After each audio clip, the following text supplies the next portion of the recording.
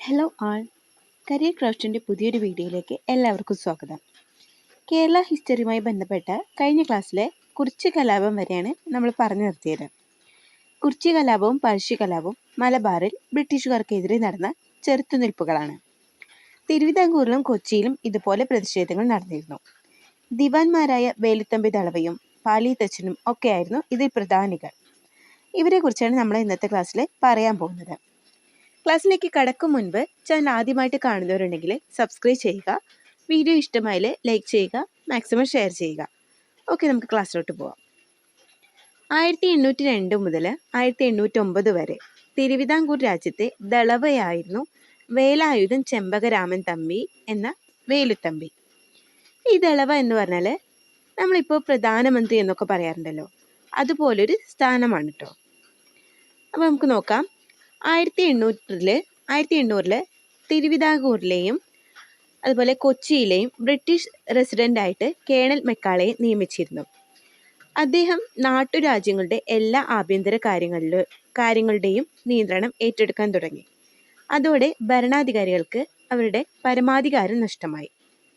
1798 1810 ഈ കാലയളവിൽ തിരുവിതാംകൂർ ഭരിച്ചിരുന്നത് അവിട്ടം തിരുനാൾ ബാലരാമവർമ്മയായിരുന്നു.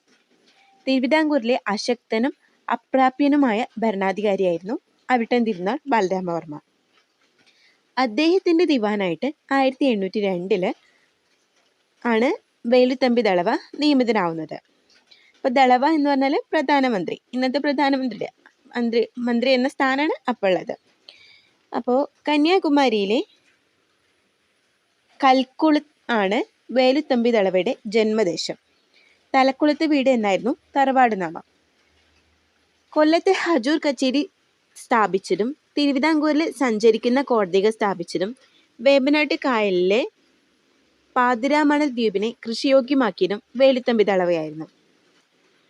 മാർത്താണ്ഡവർമ്മയുടെ കാലത്ത് നായർ സമുദായത്തിൽ ഉൾപ്പെട്ടവരെ ഉൾപ്പെടുത്തിയിട്ട് ഒരു സേനാ വിഭാഗം രൂപീകരിച്ചിരുന്നു.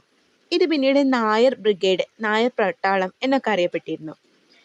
ഇവരുടെ അലവൻസ് കുറയ്ക്കാൻ തീരുമാനിച്ചതിനെതിരെ 1804 ഒരു ലഹള നടന്നിരുന്നു. തിരുവിതാംകൂർ പട്ടാള ലഹള എന്നറിയപ്പെടുന്ന ഈ ലഹള അടിച്ചമർത്തിയത് വേലുത്തമ്പി ദളവയായിരുന്നു. പിന്നീട് ഇതേ വേലുത്തമ്പി ദളവ തന്നെ ബ്രിട്ടീഷുകാർക്കെതിരായ കലാപത്തിനും നേതൃത്വം നൽകിയിരുന്നു. അതിനെക്കുറിച്ച് നമുക്ക് വഴിയെ പറയാം. ബ്രിട്ടീഷ് റെസിഡൻ്റായ കേണൽ മെക്കാളയ്ക്കെതിരെ കൊച്ചിയിലെ മുഖ്യമന്ത്രിയായ പാലിയത്തച്ഛനുമായിട്ട് ചേർന്നിട്ട് വേലുത്തമ്പി ദളവ ഒരു രഹസ്യധാരണ ആ സമയത്ത് ഉണ്ടാക്കി. അങ്ങനെയാണ് പാലിയത്തച്ഛനും വേലുത്തമ്പി ദളവയും തമ്മിൽ ഒരു സഖ്യം രൂപപ്പെടുന്നത്. പാലിയത്തച്ഛൻ എന്ന് വെച്ചാൽ കേരളത്തിലെ പ്രാചീന നായർ സമുദായ കുടുംബമാണ് പാലിയൻ കുടുംബം. പാലിയത്തച്ഛൻ എന്ന് പറഞ്ഞാൽ ഒരാളല്ല. നമ്മൾ കഴിഞ്ഞ കുഞ്ഞാലിമരക്കാരെ കുറിച്ച് പറയുമ്പോൾ കുഞ്ഞാലിമരക്കാർ എന്നൊരു സ്ഥാനപ്പേരാണെന്ന് പറഞ്ഞിരുന്നു. അതുപോലെ തന്നെ കൊച്ചിയിലെ ദിവാൻ പദവി വഹിച്ചിരുന്നവരായിരുന്നു പാലിയത്തച്ഛന്മാർ. ഇതിൽ പാലിയത്ത് ഗോവിന്ദൻ അച്ഛനായിരുന്നു വേലുത്തമ്പി ദളവയുമായിട്ട് ചേർന്നിട്ട് ബ്രിട്ടീഷുകാരെ ആക്രമിച്ചത്. ഈ കലാപം 1808 1809 നടന്ന ഈ കലാപം തിരുവിതാംകൂർ കൊച്ചി കലാപം എന്നൊക്കെ അറിയപ്പെട്ടിരുന്നു. ബ്രിട്ടീഷുകാരെ ഇത് അടിച്ചമർത്തുകയും പാലിയത്തച്ഛന്മാരുടെ വസതിയായ പാലിയം കൊട്ടാരം ആക്രമിക്കുകയും ചെയ്തിരുന്നു.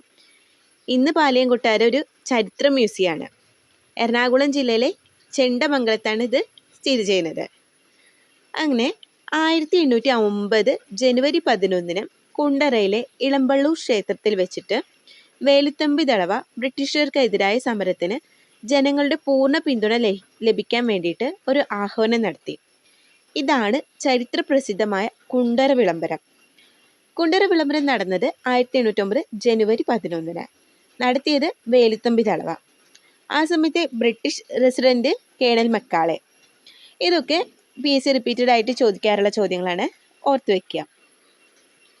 കുണ്ടറ വിളംബരാനന്തരം 1809 ജനുവരി 15 വേലുത്തമ്പി ദളവയുടെ നേതൃത്വത്തിൽ ബ്രിട്ടീഷുകാർക്കെതിരെ നടന്ന മറ്റൊരു യുദ്ധമാണ് കൊല്ലം യുദ്ധം.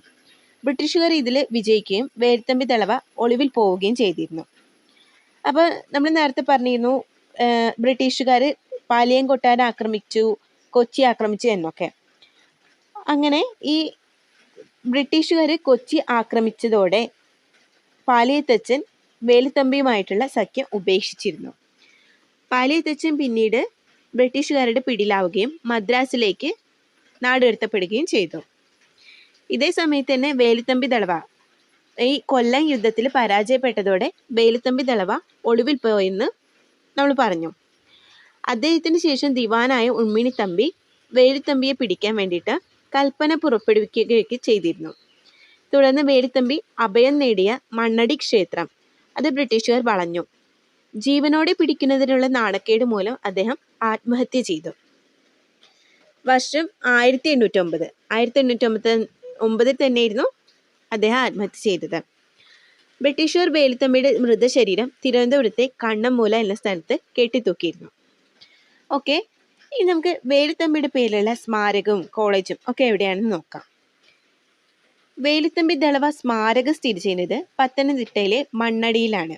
മണ്ണടി ക്ഷേത്രത്തിലായിരുന്നു ഒളിവിൽ താമസിച്ചിരുന്നത്. അവിടെ തന്നെയാണ് വേലുത്തമ്പി ദളവയുടെ സ്മാരകം സ്ഥിതി ചെയ്യുന്നത്. വേലുത്തമ്പി ദളവയുടെ പേരിൽ സ്ഥാപിതമായ കോളേജ് സ്ഥിതി ചെയ്യുന്നത് തിരുവനന്തപുരത്തെ ധനുവച്ചപുരത്തിലാണ്. വേലുത്തമ്പി ദളവയുടെ വാള് തിരുവനന്തപുരത്തെ നേപ്പിയർ മ്യൂസിയത്തിൽ സൂക്ഷിച്ചിട്ടുണ്ട്. 2010 മെയ് 6 വേലുത്തമ്പിയുടെ ഓർമ്മയ്ക്കായിട്ട് ഒരു സ്റ്റാമ്പ് നമ്മൾ പുറത്തിറക്കിയിരുന്നു.